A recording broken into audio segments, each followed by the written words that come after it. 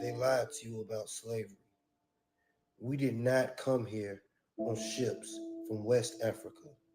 We are the Aboriginal Americans. We are the original people of this land. These people are imposters who work with the United States government. The lie about us coming from Africa was just a way to disconnect us from our culture, our people, land. The United States government is a 100% Aboriginal American, our tribe, and also the Geechee tribe. The jig is up, America. We know who we are, and we want our land back. Peace to the God.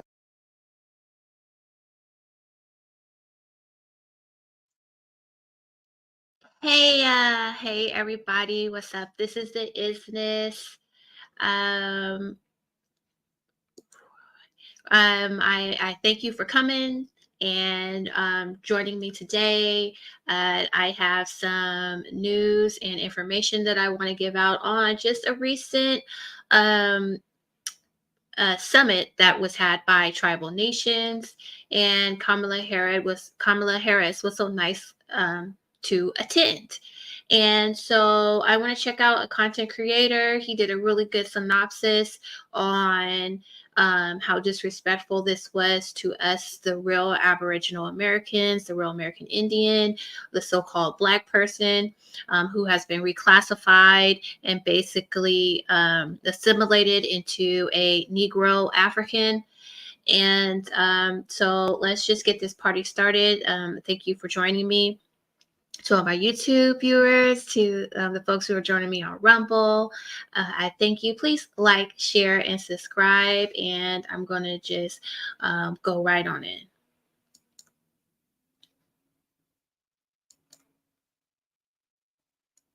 The disrespect is over 9,000.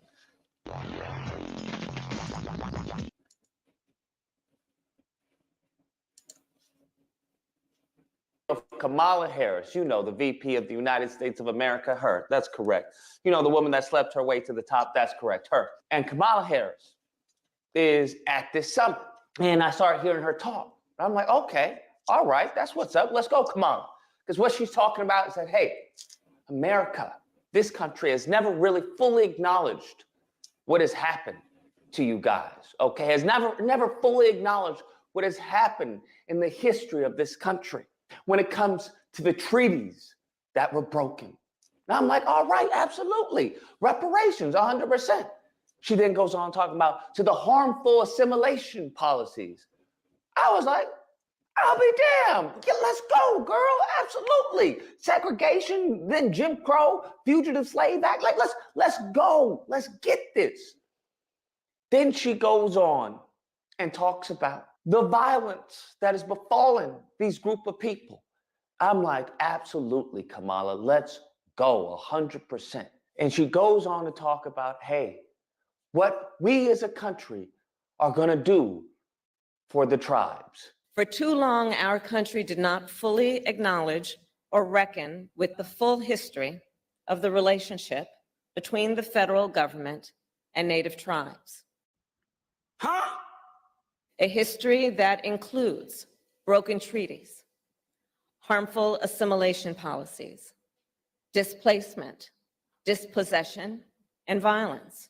These acts were not only a violation of basic human rights, but also an attack on the very existence of tribal nations.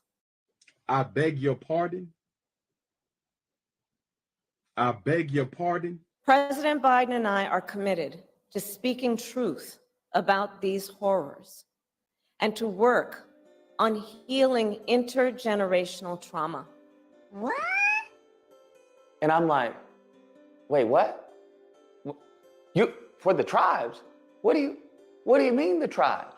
Sure enough, this woman is talking at some tribal summit. Now, mind you, I always find it humorous that there's a tribal summit, there's a Jewish summit, there's an Asian summit that all these Black politicians go and speak to. I'm unaware, is there a Black summit that I'm missing that none of them go to and talk to? I'm just unaware. Maybe, once again, maybe it could be my ignorance, and it is what it is. I'm ignorant on a variety of things. Maybe there is a Black summit that they go to and they say all these things and they make all these promises, yada, yada, yada. Nevertheless, she then goes on, starts talking about, hey, what the country is doing for them. We're increasing the federal spending. Hey, we're doing this, we're doing that, and we will continue to do this. Under the leadership of Secretary Haaland, we have created the first official list of boarding schools that received federal support. We have identified dozens of marked and unmarked graves associated with those schools and launched an oral history project to collect the stories of the survivors, many of whom are now the elders, to create a permanent record of these abuses so they can never be denied. Damn. In addition, President Biden and I continue to defend the Indian Child Welfare Act, ICWA. Okay, to make atonement for our transgressions. You have to understand, we're sorry, we apologize. Now, I wouldn't have an issue with this per se, because the only reason that I have an issue with this, the only reason, because you have to understand, I don't have an issue. Hey, if that person gets paid, that person gets paid, that person gets paid, fine, by all means. Now, when it comes to me, hey, do I get paid? But the moment in time you say, hey, you lift yourself up by the bootstraps. The moment in time you have policies, regulations, laws that benefit everyone else. But then you look at us and go, stop being lazy. That's when I start to get a little perturbed. That's when I start to go, okay, we have a problem, all right? Because I distinctly remember this woman, upon being asked directly regarding reparations, directly, that's what 100%, just straight up, are you for reparations? She goes and says, hey, I'm not gonna do anything just for Black people. Do you support reparations for Black people? Well, listen, again, we had over 200 years of slavery. So I'm not gonna sit here and say, I'm gonna do something that's only gonna benefit Black people. No, because whatever benefits that Black family will benefit that community and society as a whole and the country.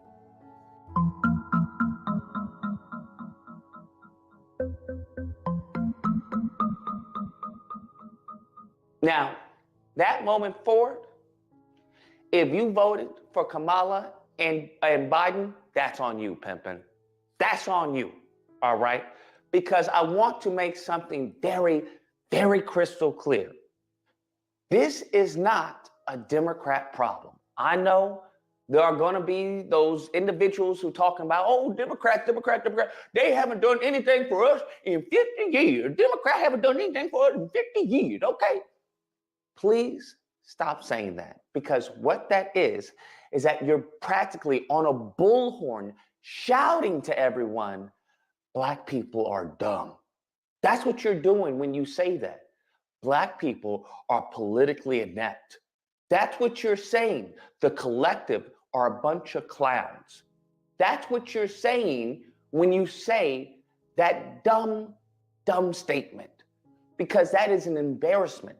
The issue is not voting for Democrats. The issue is you getting something in return. And here's the thing.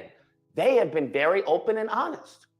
Very open. You have Kamala who in an interview just said, I'm not gonna do anything for Black people like that. What are you talking about? Now, you can say what you want about Charleston White. I think the man is bipolar, schizophrenic, there's a variety of things. But even a broken clock is right twice a day.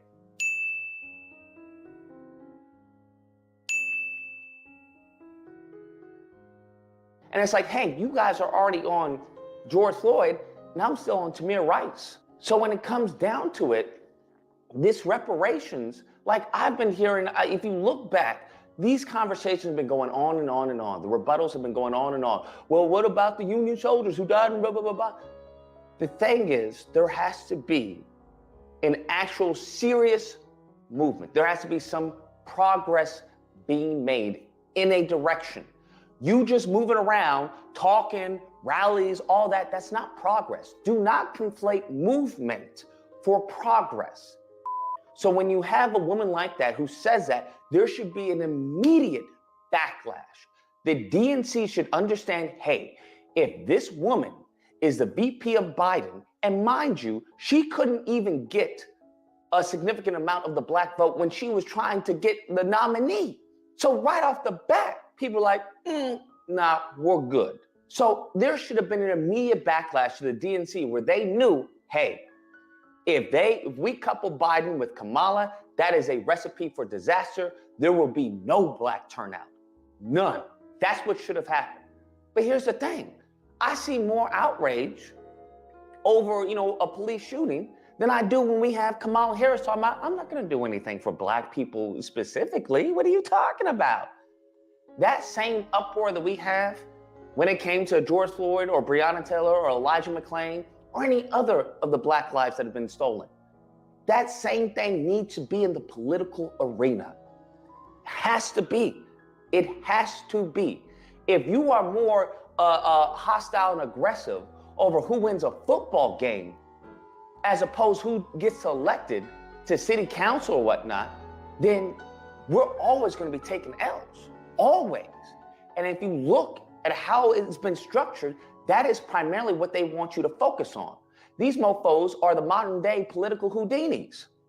All right? They, hey, look over here, while they passing bills and legislation and laws and stuff that benefits everyone else but you. In some cases, hinders you.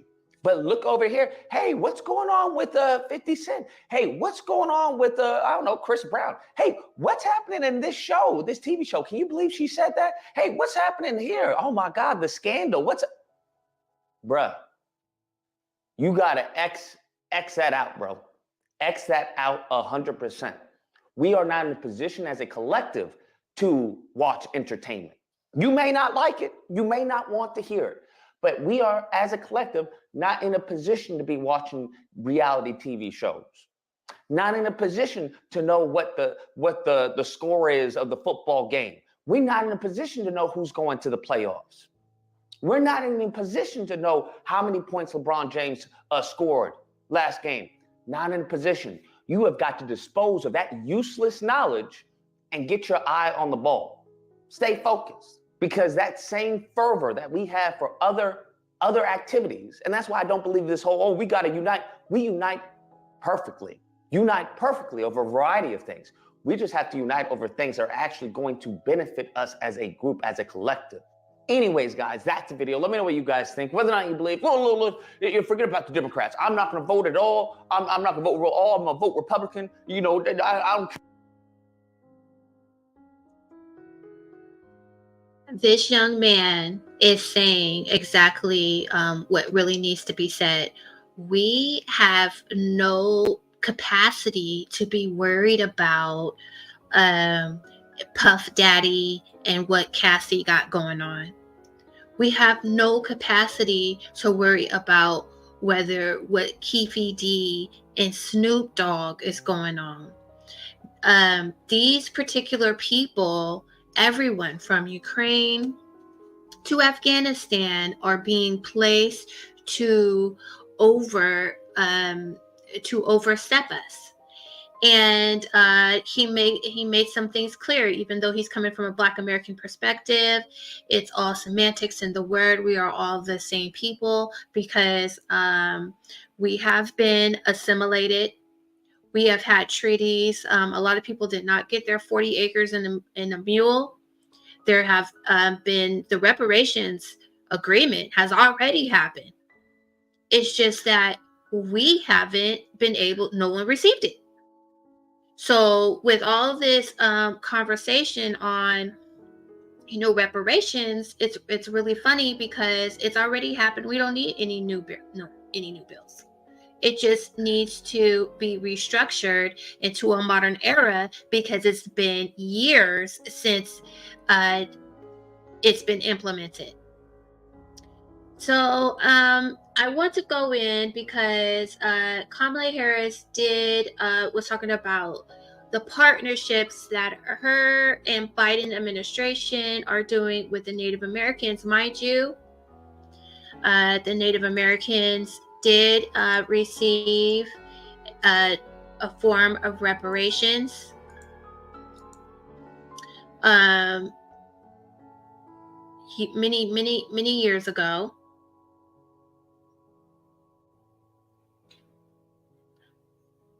And so, but continuing on, they are still receiving. So this article is from February 2nd, 2023. 15 Native American tribes to receive $580 million in federal money for water rights settlement.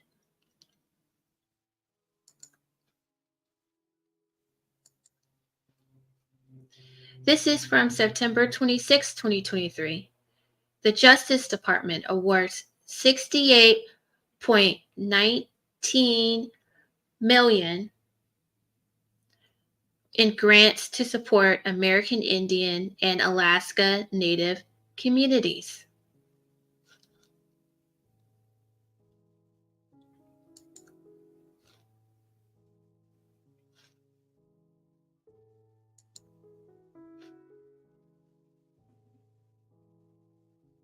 Okay, I'm pulling up CNBC. Let's move on. New fund to plant seeds of reparations for California Native American communities. So on top of whatever the federal government, California, the people who cried and complained about how there's no money for the Black Americans, the quote unquote Black Americans, the real Indian Americans. They're here to receive money from the Racial Equity Organization. I thought we can't have race-based programs.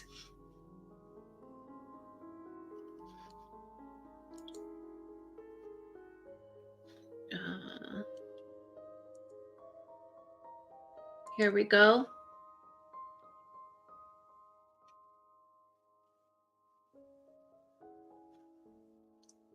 Over the years, they've been doling out money, so it wasn't just a one-time payment made in like the 18 or 1900s. Here's something from September 12th, 1967, $4 million award payment to the Creek Indians proposed by the Interior. $4 million in the 60s was a lot of money. So the Secretary of Interior announced today the submission to Congress of a proposed bill to authorize disposition of close to $4 million to pay off an Indian Claims Commission judgment to the Creek Nation of Indians.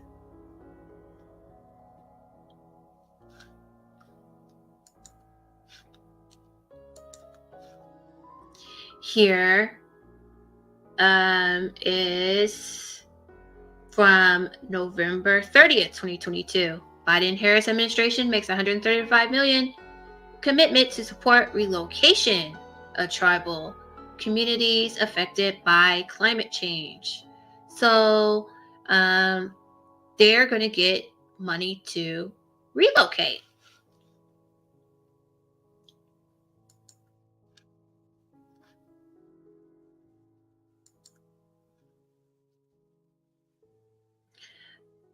This article is from November 13th, 2023. Federal money will support Native American burn practices in Oregon's oak habitats. So this is incorporating traditional American management practice for oak habitats, restorations. Oregon has been awarded $9.23 million. The USDA National Resources Conservation Services awarded the money, which will go to the Oregon Agricultural Trust and its partners. So they're going to get assistance in maintaining the land. I own some property. It'd be really nice if money was given to me to maintain it, but I am being told as a quote unquote assimilated African that there is no money for me.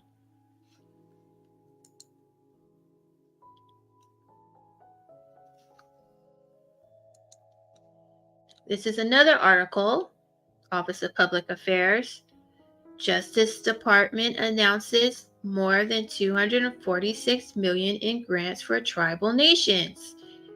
This particular release was on September 21st, 2022. So you see that all of this is done during the Harris-Biden administration. So for all of the committees and studies that has to be done to the quote unquote assimilated African American, it seems that when it comes to other groups, there's just awards. The Justice Department announced today that it will award more than $246 million in grants to American Indian and Alaska Native communities to improve public safety and serve crime victims.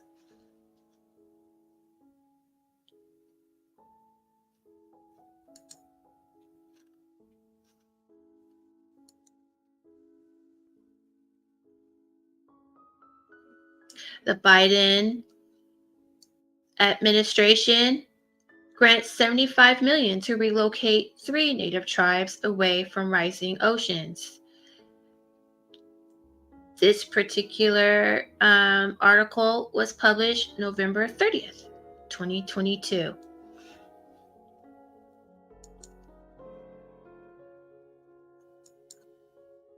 And so if anyone doesn't believe me, let's see what the White House says.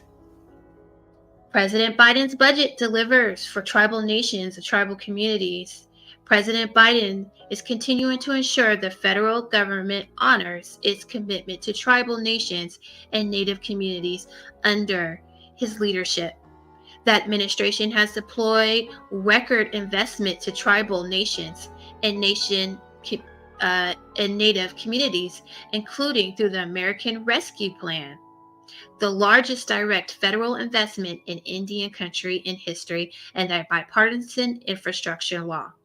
The large single investment is infrastructure for Indian country ever. In Indian country, it's just everywhere in the United States. And so basically, there is money for these particular groups to relocate, to upgrade, and Biden administration is very, very proud. But Mrs. Harris told the assimilated Aboriginal American that she could do nothing for us because she can't do anything for Black people alone. The president's budget informed the direct consultation with tribal leaders continues to demonstrate the president's commitment through historic investments in the Indian health services, tribal public safety, affordable housing, education, and more. So let's look at the budget. It advances health equity for American Indians and Alaska Natives. The administration is committed to upholding the United States Trust responsibility. So they're helping with healthcare. And this program is more than 690 million above the 2023 enacted level. So on top of what was already earmarked, 690 more. The budget provides $4.7 billion for the Department of Interior's tribal programs. So it also tells us that they invest in tribal infrastructure and affordable housing. So while people in Chicago are talking about there's no housing and those people are told to shut up and sit down, these particular group of people have an investment. The administration is committed to upholding the federal government's trust and treaty responsibilities to tribal nations and Native communities, including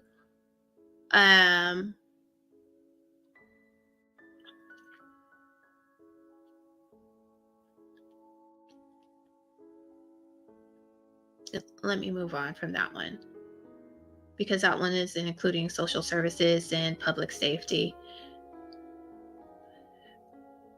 The Native Americans serve time. The Native Americans are 7 times more likely to live in overcrowded conditions and 5 times more likely to have inadequate plumbing, kitchen, or heating systems than other U.S. households. And we don't know if that's necessarily true because we have Americans talking about they're sleeping outside, and that's not adequate plumbing. The budget provides over $1 billion to fund tribal efforts to expand affordable housing, improve housing conditions and infrastructures, and increase economic opportunities for low-income families.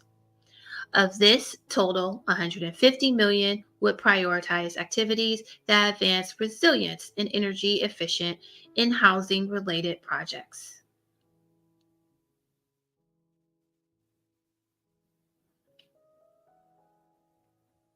There's more money in the budget to support tribal law enforcement and public safety and address the crisis in missing and murdered Indigenous persons. Now we know that there is supposed to be an ebony alert, which I've never seen, but we have all called for the highlighting of missing quote unquote Black Americans. But the Biden-Harris administration, Department of Justice provides $4.9 billion in discretionary resources for state and local grants and $30 billion in mandatory resources to support state, local, and tribal efforts to protect U.S. communities and promote public safety. This includes $537 million for the COPS hiring program, discretionary top line. They also provide money for the jobs in tribal communities, building clean energy infrastructure. The budget invests $4.5 billion in clean energy across America, bringing jobs to rural communities and cities, leaving no one behind. The budget supports clean energy, workforce development, and sustainable infrastructure projects across the country, including the $1.8 billion to weatherize and retrofit low-income Americans' homes and $83 million to electrify tribal homes and transition tribal colleges and universities to renewable energy. Advance environmental justice of Indian country. The administration continues to prioritize efforts to deliver environmental justice to tribal communities across the United States, including meeting the President's Justice 40 initiative to ensure that 40% of the overall benefit of federal investment in climate and clean energy reach disadvantaged communities, including rural and tribal communities.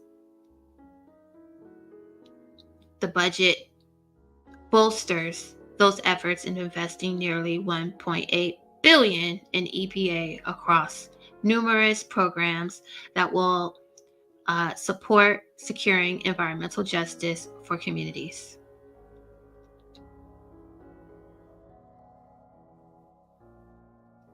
Improves college affordability and expands institutional capacity for tribal colleges and universities to help low and middle income students overcome financial barriers in post-secondary education, including students across Indian country. The budget program to increase the discretionary maximum Pell Grant to $500, helping more than 6.8 million students pay for college. Prior to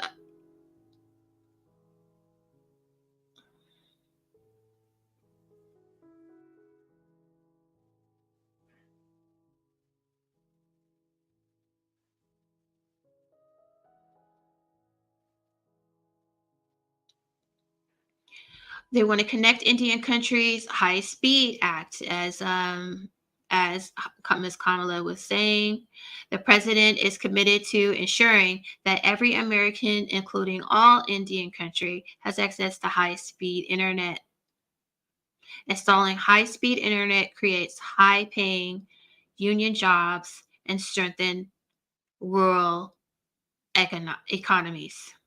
Now, I wonder how many, so quote unquote, Black Americans will be hired for these jobs. 3, building on the $2 billion for tribal broadband grants at NTIA and the $2 billion rural broadband program at USDA provided in the bipartisan infrastructure law, the budget provides $400 million for USDA's Reconnect program, which provides grants and loans to deploy broadband to unserved areas, especially tribal areas. Commits tribal water rights settlements funding, providing a stable, dedicated funding source for Indian water rights settlements, and is crucial to ensuring the tribal communities have safe, reliable water supplies to improve public environmental health and support economic opportunity.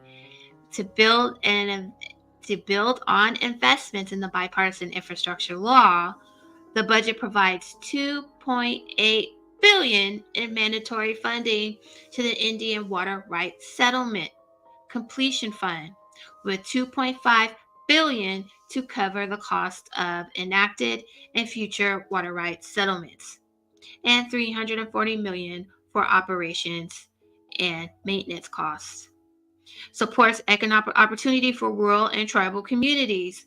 The budget provides $32 million to expand the Rural Partners Network on all government programs led by the USDA that partners with rural and tribal communities to access resources and funding to create local jobs, build infrastructures, and support long-term economic stability on their own terms.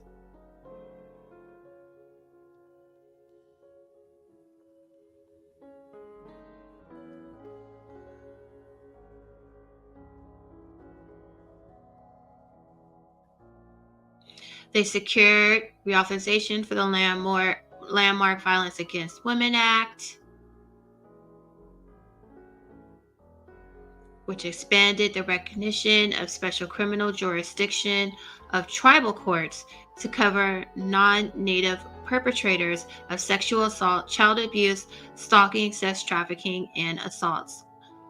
On tribal law enforcement officers on tribal lands, and supports the development of a pilot project to enhance access to safety for survivors. So basically, if a quote unquote tribal person is caught up in the American courts, they have to be sent back to the tribal court. But if a so-called American person is caught up in, a non-tribal person gets caught up in a tribal court, they have jurisdiction over you. It's basically what that's saying. Provided the most support over the tribal communities through American Rescue Plan. The administration invests $32 billion in tribal nations and Native communities, the largest single financial assistance investment to tribal government in history. The investment supported expanding healthcare, access to temporary housing, assistance, and supportive services to survivors of domestic and dating violence, as well as supplemental funding for Strong Heart Native Helpline and additional funding for services for sexual assault and survivors. The president's bipartisan infrastructure law is rebuilding tribal roads, bridges, and rails, expanding access to clean drinking water for Native communities, and helping ensure every Native American has access to high-speed internet. And we do want to make sure that all women are safe, but it's really funny that some of the Aboriginal Americans are living in government properties and they have had bad water. They don't have the commitment to clean water.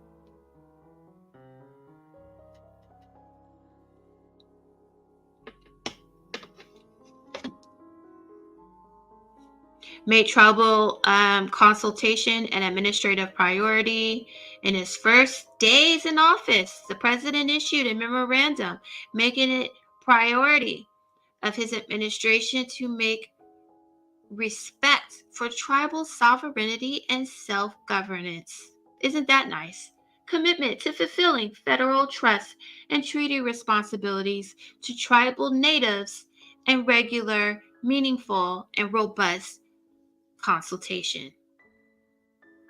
And if you want to continue reading, it's quite lengthy what the president's budget delivers to the tribal nations and tribal communities. So you can always go to whitehouse.gov and continue reading. But when it comes to the misclassified Black American, the quote-unquote assimilated quote-unquote African, the real American Indian Aboriginal of our nation, let's see what she says about a budget fund for us. Let's see what discretionary spending she has for us.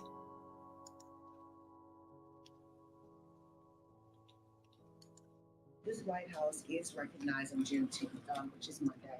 And with that said, the issue of reparations continues to be something that is being parsed out on the other side of Pennsylvania Avenue.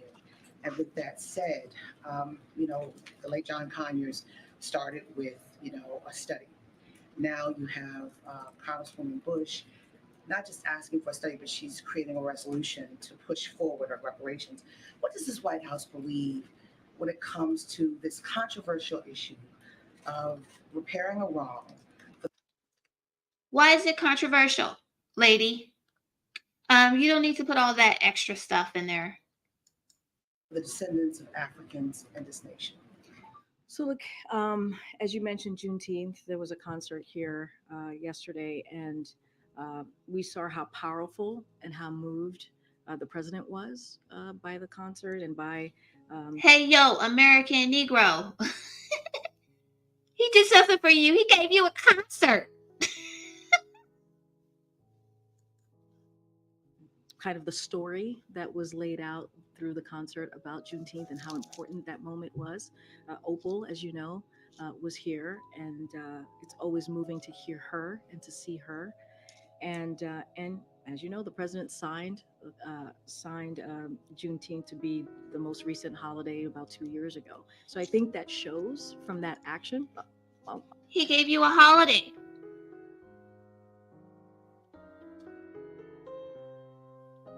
I just want to go back here and let's just look at this real quick. Ain't nothing about no holiday. It's about 480 billion, 120 billion, 3 billion. It's about the dollars. But what did the White House say to you when it comes to restoring your justice? What did she say? She said she gave you a concert and a holiday.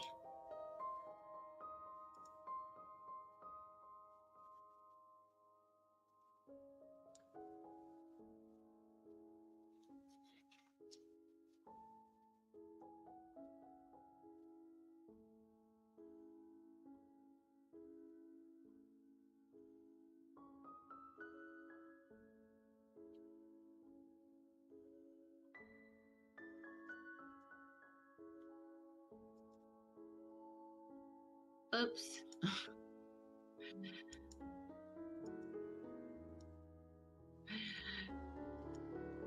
sorry, y'all. That just threw me for a loop. So, Cori Bush put out a proposal, and this is June of 2023, and I guess they still reading it. Meanwhile, on day one, we just saw that President Biden was committed to treaties and gaining trust with the Mongolians of America.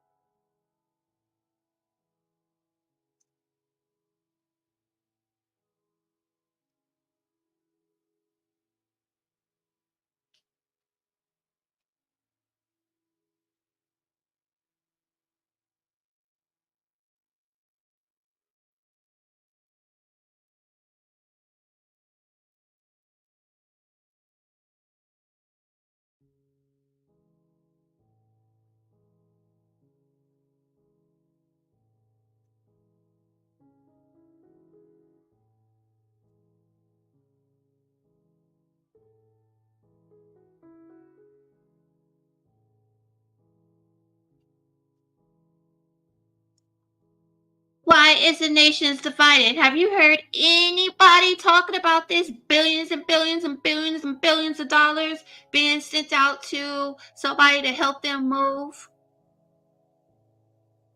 to the migrants, the Asian, the early Asian migrants to the United States.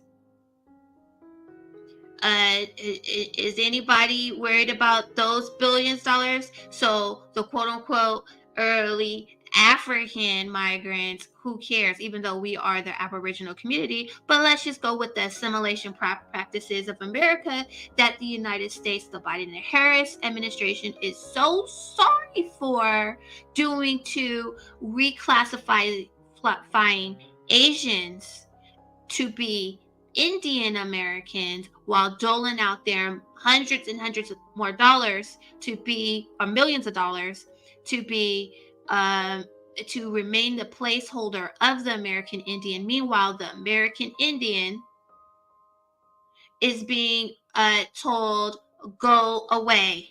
It's the nation's divided.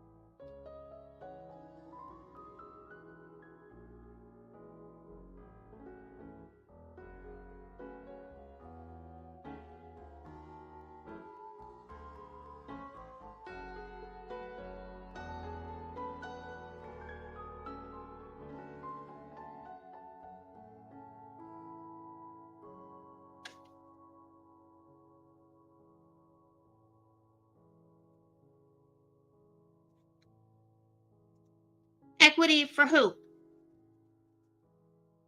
Oh, he came in on the first days, and he was made it very clear. He was very focused on equity. Equity for whom? For her peoples? for Kamala Harris peoples, for Hunter Biden's peoples, equity for who?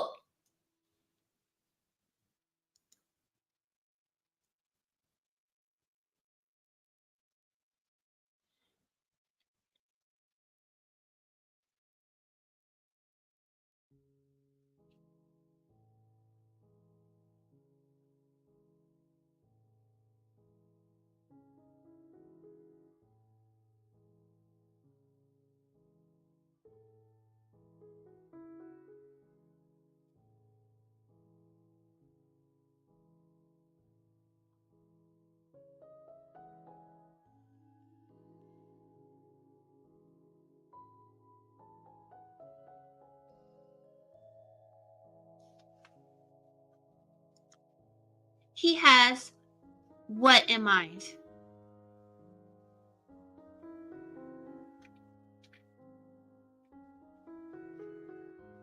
He has what in mind?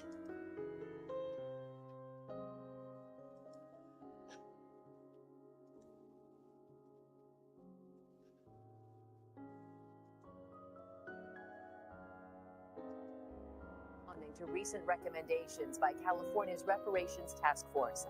The task force recently submitted recommendations to lawmakers suggesting up to $1.2 million in damages be paid to Black residents. State lawmakers and the governor will have the final say on how much is spent and where the money would come from. In a statement, the governor did give an indication if he'd give back direct payments, saying dealing with that legacy is about much more than cash payments. Much of the recommendations put forward by the task force are critical action items we've already been hard at work addressing. Went on to say he looks for. So, no payments for you. We've just, let me remind you what California's doing. They even have reparations in the name.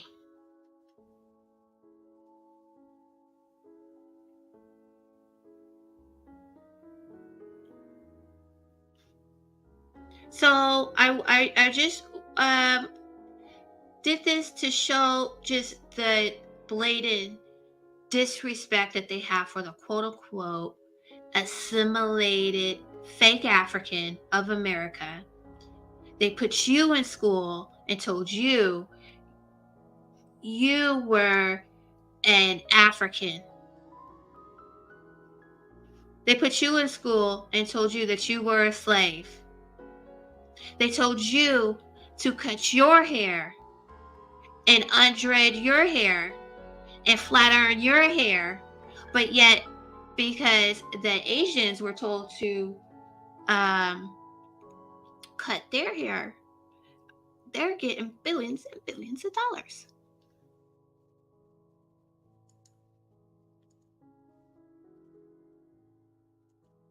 At work addressing. Went on to say he looks forward to working with the legislature to adopt an inclusive and equitable future. Oakland.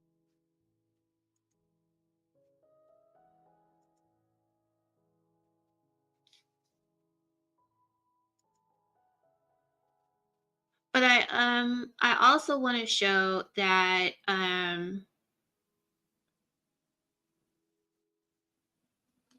people do know.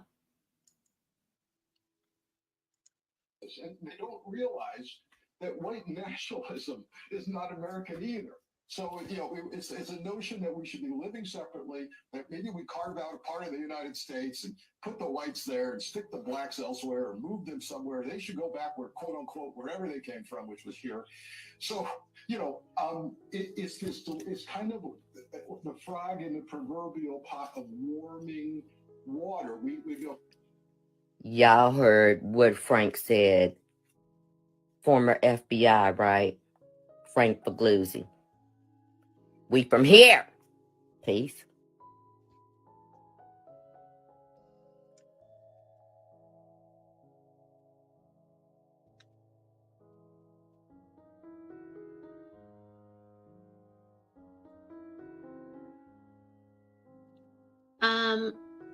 I want to come back here and I want to just touch on And just in case anybody forgot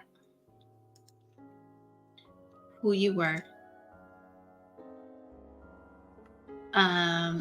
let's just listen to this.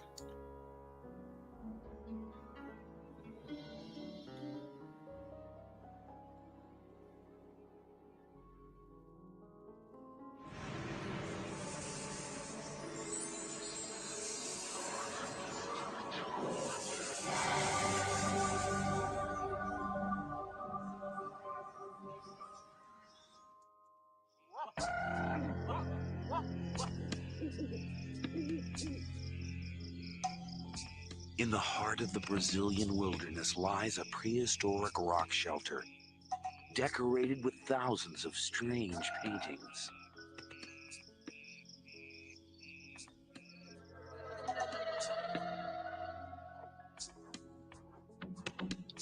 South American archaeologists are finding unusual human remains.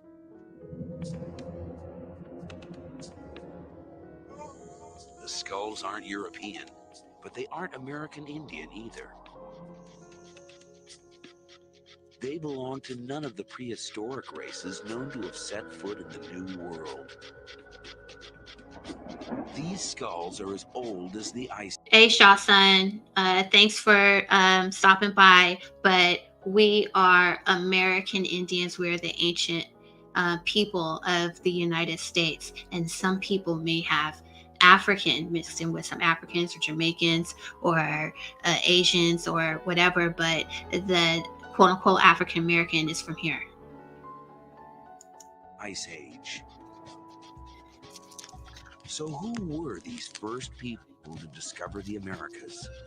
And what became of them? Did they all disappear? Or did some of them survive?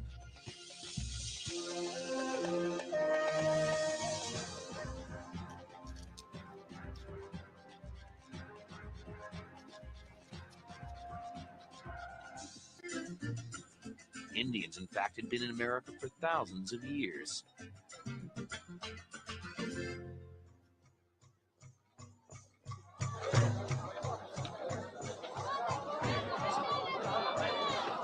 Scientists today can tell precisely when they arrived and from where. All native peoples in South and North America belong to a racial type known as Mongoloid. They're descended from the ancient peoples of Siberia.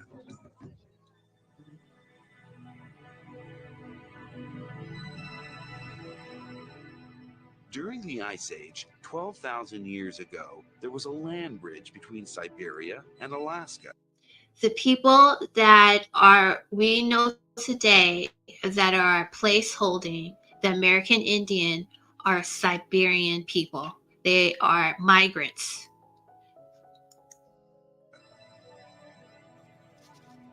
Mongoloid peoples were the first to enter the New World, or so experts thought. The Brazilian finds point to a very different story of the discovery of the Americas.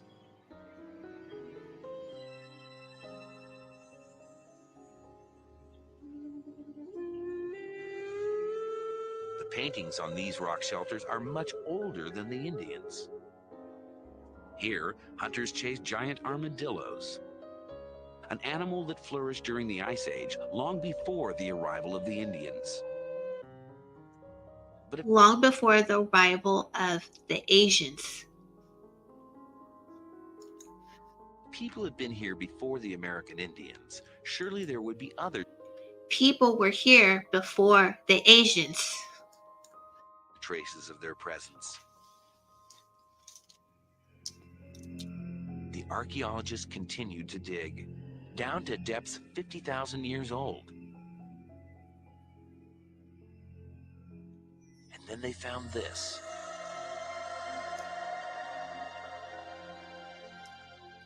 Fragments of animal bone and charcoal.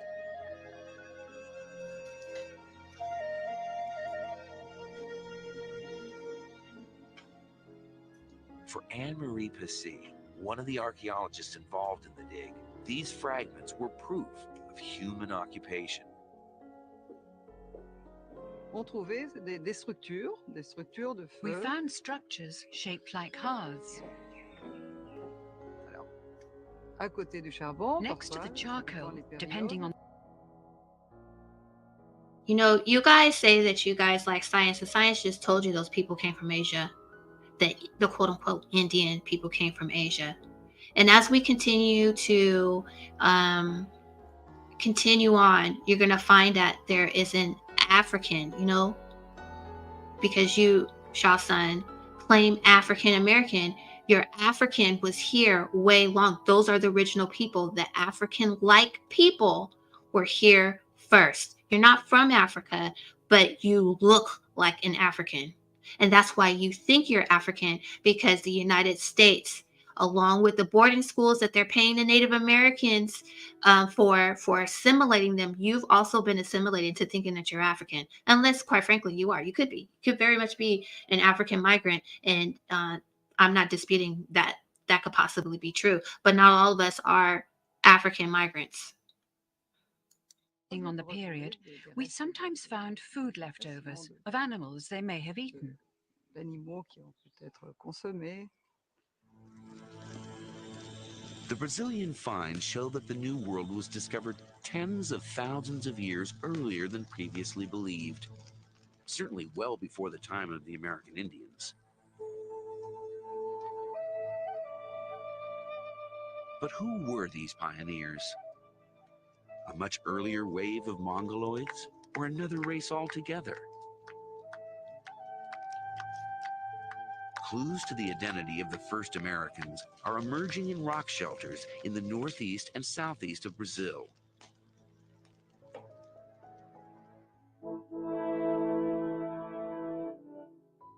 Archaeologists there have recently unearthed human remains.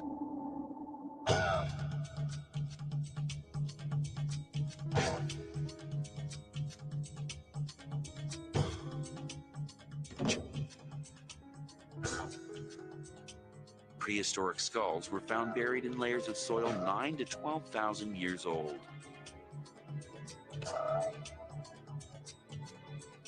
They are the oldest skulls in the Americas.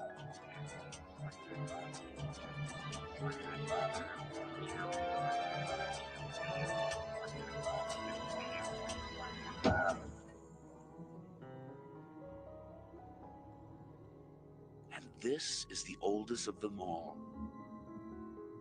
The skull of a young woman nicknamed Luthia by scientists. Can she tell us who the first Americans were?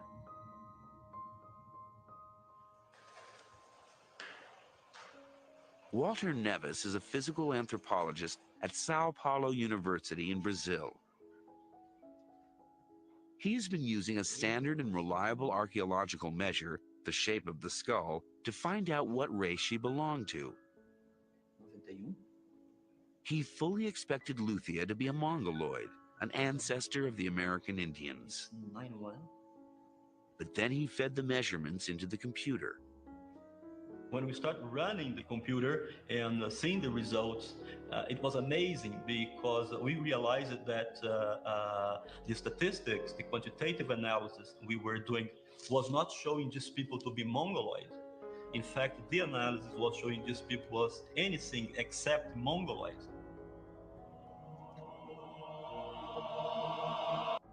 They were anything except Mongoloids. So who was Luthia, and where did she come from?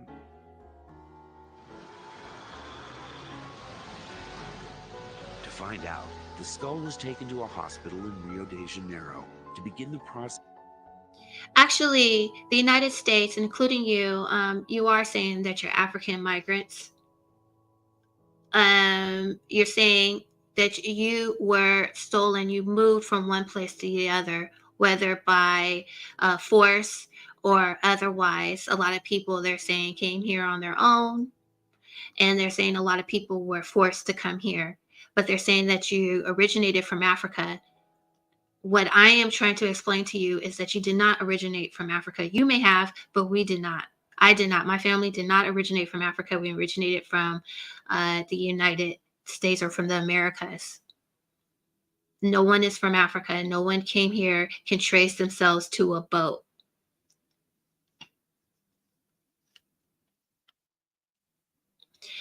We are not the migrants, the Asian migrants. We are what you will find. We are the Negro type people. And Negro type people are found all over the world.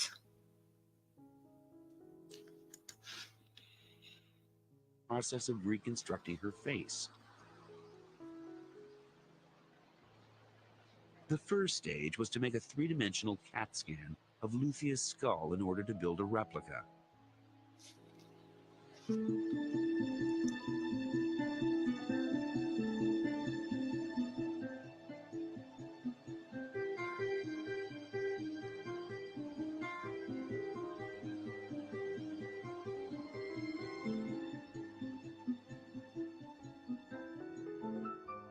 The cast was then given to Richard Neve of the University of Manchester in England, one of the world's leading forensic. I mean, what do I look like? Do I look Nigerian? Do I look African, Shasan? If you see my face, do I look like I'm Nigerian?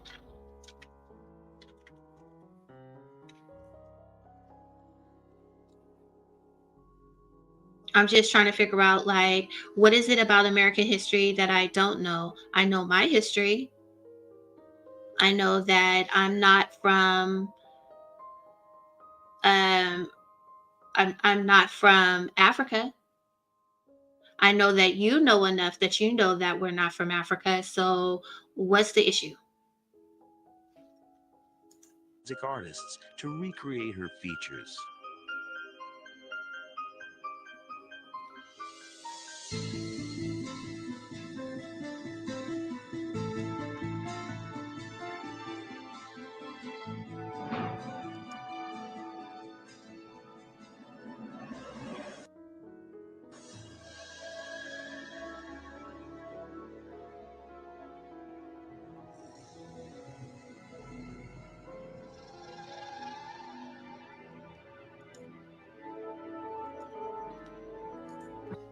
I bet you I look closer to this lady.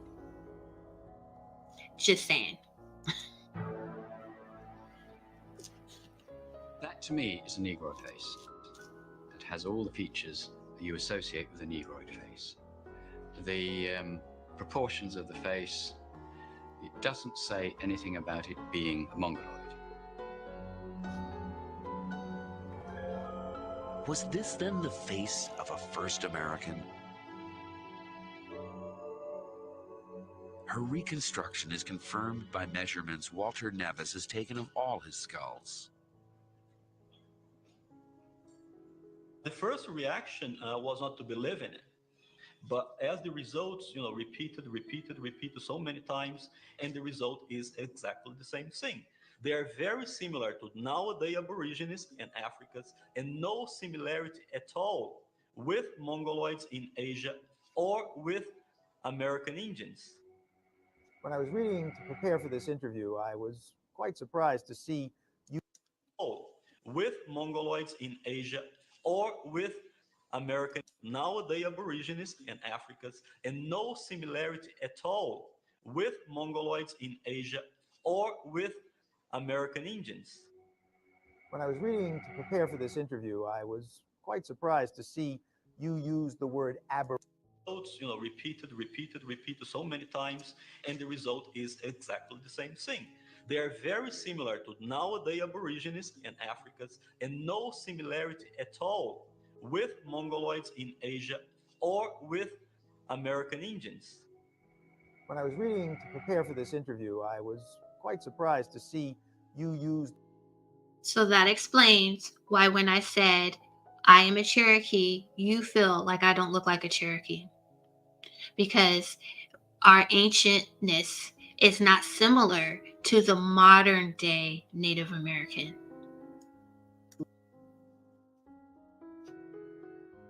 Use the word Aborigines, talking about African Americans.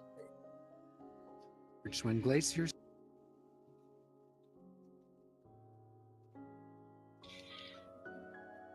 So I'm going to move on to this one. And I just want to show you the stark contrast, as we just said, that the Aborigines are closer to the modern day Native Americans. That is what Neves, the archaeologist, found. So if you don't want to believe me, the layman, family historian, I get that. But there is an expert who did confirm that the original American is more similar to the modern day African American. Glaciers locked up vast quantities cordillera and ice sheets, and this is known as the ice-free corridor hypothesis. And so many researchers are saying this was the gateway into the Americas. But taking this route south through such a harsh terrain would have involved a tremendous risk. It doesn't make sense. These people are, well, this is a European, but these people are Asians.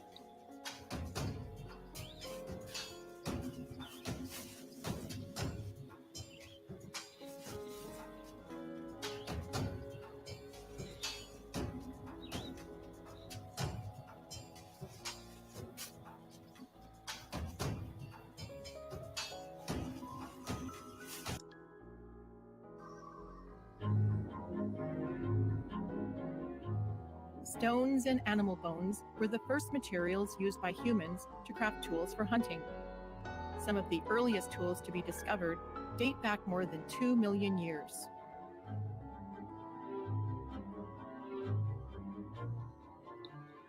"20,000 years ago." Now, we just learned that the Asian community may have came into the America around 12,000. And we also learned that there's an older community that that looks similar to the modern day African American.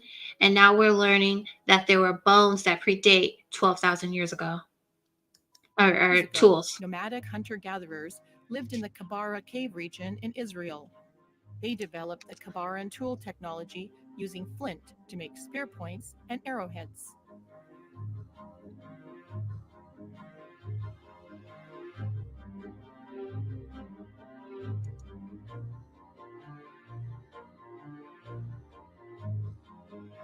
The Solutrean tool industry emerged in Western Europe around 19,000 years ago. The people of this region made tools by knapping tiny flakes off the flint core. Hunters also used heat to make the flaking more precise.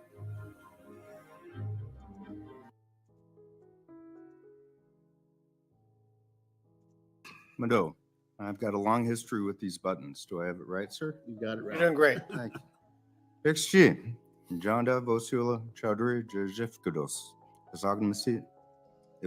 This here is I'm going to move on to an Indian Affairs hearing, and it's talking about the 1866 Reconstruction treaties between the U.S. and Oklahoma tribes.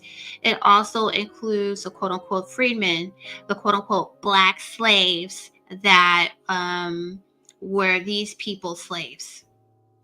And it is also interesting to note that we are given billions and billions to these people to right the wrongs that, quote unquote, the U.S. has done to them by making them believe that they are indigenous to this land.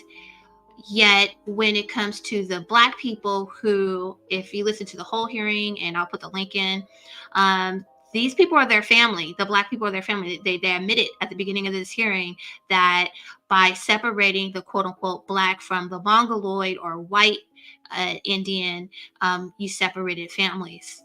So, and let's see how he denies wanting to even allow the Black people to attend the Black colleges or the indigenous colleges. Ibufunga Amalga Utmitus. Mr. Chairman, Vice Chair, members of this esteemed committee, thank you for the opportunity to testify. My name is Janda Vosula Chaudhry, and I'm proud to serve as ambassador of the Muskogee Creek Nation. As I sit here before you today, the sovereignty of all tribal nations is under attack. 2 years ago, the Supreme Court upheld our nation's sovereignty in McGirt versus Oklahoma. Just this past month, however, the court chose to abdicate it in order to placate Oklahoma politicians. Congress has a duty to protect the sovereignty of all tribal nations. That duty is all the more pressing when one branch of the federal government seeks to eliminate it. The Freedmen issues trace their roots to injustices against both Native Americans and African Americans. Okay, now he's saying that the quote unquote African American has an injustice to the Native Americans and the government. And he is saying that his sovereignty allows him to deny those people justice. It goes without saying that slavery is and always has been wrong. And just as the United States fought a civil war over slavery, the Creek Nation fought its own civil war. On one side were the traditionalist Upper Creeks, who opposed the imposition of colonial American life into our nation, including the legalization of slavery. I'm a descendant of Fish Pond and other Upper Creek towns. My mom used to explain family oral history, stating that when our family and other Creeks would raid slave owners, we would give freed slaves 3 options. 1, receive our assistance for passage to the north. 2, live among us and with us. Or 3, join an autonomous Black community within the larger Muskogee world. However, these practices conflicted directly with the goals and desires of the most prominent Lower Creeks, who sought to fully assimilate every aspect of white American culture into the fabric of our nation, including slavery, cotton, and Christianity. Instead of allowing the conflict at Creek Nation to play out through our own internal democratic processes, the United States intervened and dispatched General Andrew Jackson to exterminate the Upper Creeks. The United States' goal was nothing less than complete annihilation. In 8 months of massacres, the United States burned nearly every Upper Creek home and murdered thousands of men, women, and children. My ancestors from Fish Pond sought refuge at Horseshoe Bend. Yeah, but it's one Creek Nation, and he's representing these people, and he is saying that those people that he quote unquote fought to help should not have justice. Bend on the Tallapoosa River in Alabama, and they were slaughtered by Jackson and the slave-owning Cherokee leaders John Ross and Major Ridge, who volunteered to fight with him. At Tallahassee, Jackson locked 50 men, women, and children in a cabin and burned them alive. Horseshoe Bend and the scores of massacres that preceded it silenced the strong anti-slavery faction within the Creek Nation. Jackson's extermination policies against the Upper Creeks created Alabama and resulted in the Indian Removal Act and ultimately the Trail of Tears. Even so, thousands of Creeks fought on the side of the Union in the American Civil War. Once again, we were targeted. Our homes burned and hundreds died. In exchange for our loyalty, the United States promised that once the war ended, our nation would not lose any land and all of the loyal Creeks would be financially assisted. Both promises turned out to be lies. The Treaty of 1866 has often been characterized as a Reconstruction treaty. For us, it was not. It was a land grab that stripped us of half of our reservation by force. And my great-great-grandpa up Knee Hill, who fought for the Union, said the final payment from the United States wasn't enough to buy a hat. It is important to note that we are not Cherokee Nation. We are not Chickasaw Nation. We are the Muskogee Creek Nation. Our treaty with the United States contains different language than the treaties of other tribal nations. Our current Constitution was reviewed and approved by the Department of the Interior. However, the interpretation of this treaty is currently the subject of ongoing litigation. Any true solution must go beyond the shallow political rhetoric and the yes-no binaries that such rhetoric supports. To that end, we've begun a process at Muskogee Creek Nation of developing historical, cultural, and legal research that will help our citizens engage in a thoughtful, informed exploration of this issue as they exercise their sovereign right to determine the future of the Muskogee Creek Nation. The Muskogee Creek Nation is proud of our diverse citizenship. We have citizens who have mixed ancestry, who are also white, African American, Mexican American, and many other heritages. I myself am Creek and Asian. But whatever This man who looks like the stereotypical Native American, which we all see, has just admitted to you that he is Asian and he looks just like all these other groups of people who you think of as the Native American. So Shah Sun, he just admitted to you that he is of the Mongoloid race. the 66 has often been characterized as a Reconstruction treaty. For us, it was not. It was a land grab that stripped us of half of our reservation by force. And my great-great-grandpa up Knee Hill, who fought for the Union, said the final payment from the United States wasn't enough to buy a hat. It is important to note that we are not Cherokee Nation. We are not Chickasaw Nation. We are the Muskogee Creek Nation. Our treaty with the United States contains different language than the treaties of other tribal nations. Our current constitution was reviewed. He's saying this because the Cherokee has agreed to embrace the Black freedmen, basically the original Indian. But he's saying his treaty is different, so he doesn't have to. And approved by the Department of the Interior. However, the interpretation of this treaty is currently the subject of ongoing litigation. Any true solution must go beyond the shallow political rhetoric and the yes-no binaries that such rhetoric supports. To that end, we've begun a process at Muskogee Creek Nation of developing historical, cultural, and legal research that will help our citizens engage in a thoughtful. So he's using the United States language. They need to research on what they need to do. Meanwhile, there's no research done. And Kamala Harris was quite proud when she's doling out these billions and billions of dollars to these people that they didn't need any research. The funds were just given to them. Thoughtful, informed exploration of this issue as they exercise their sovereign right to determine the future of the Muskogee Creek Nation. The Muskogee Creek Nation is proud of our diverse citizenship. We have citizens who have mixed ancestry, who are also white, African American, Mexican American, and many other heritages. I myself am Creek and Asian. But whatever else we may be, we are all Creek Indians by blood. And as a nation that has endured policies intended to exterminate us because we are Creek Indians by blood, citizenship and issues involving non-Creek persons engender deep conflicting emotions. Quite frankly, our citizens stand on both sides of these issues.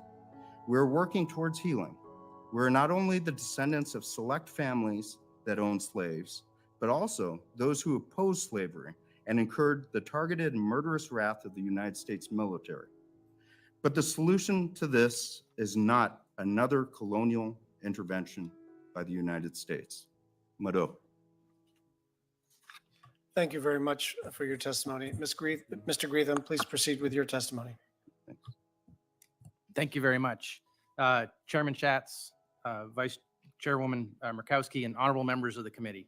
My name is Stephen Greetham. I serve as senior counsel to the Chickasaw Nation. I want to thank you for the opportunity to speak today. The committee called this.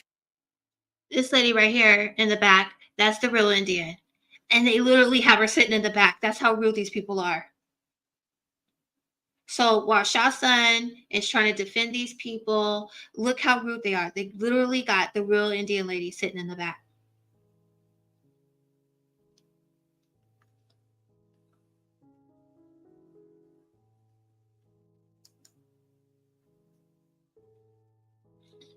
And they're here defending on why they shouldn't, her grandkids shouldn't go to the same colleges as they go because we're all paying for their universities. By us, I mean the United States and the Chickasaw Nation and the Freedmen and the Choctaw Nation. Here's Congress's language. Authority is hereby conferred on the Court of Claims to determine the existing controversy respecting the relations of the Chickasaw freedmen to the Chickasaw Nation and the rights of such freedmen in the lands of the Choctaw and Chickasaw Nations under the third article of the Treaty of 1866 between the United States and the Choctaw and Chickasaw Nations, and under any and all laws subsequently enacted by the Chickasaw legislature or by Congress. In considering the case, the court concluded, 1, Congress had not independently vested freed persons with citizenship, and 2, the treaty did not impose an obligation for the tribe to do so. Instead, the treaty provided for potential citizenship. As the Court of Claims put it, quote, a means whereby freedmen might, by consent of the tribe and the voluntary action of former slaves, become members, close quote. Based on treaty text and the parties' actions, the court ruled freed persons, quote, relation to the Chickasaw Nation is, as the treaty expresses, the same as citizens of the United States in the nation. This remains a true statement of law and fact today. And again, the statement represents treaty implementation. This lady is the Indian. Shawson, I more resemble her. Now, this guy, I'm gonna go back here. He told you he's an Asian. To this is not another colonial intervention by the United States. Mado.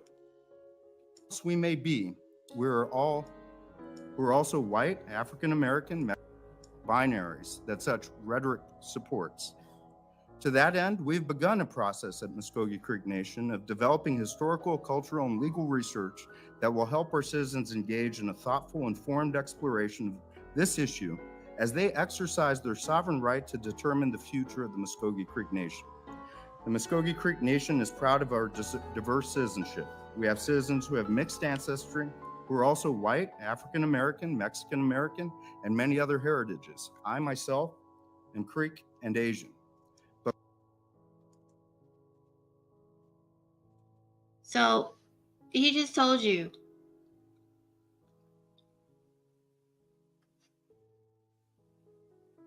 He's Asian.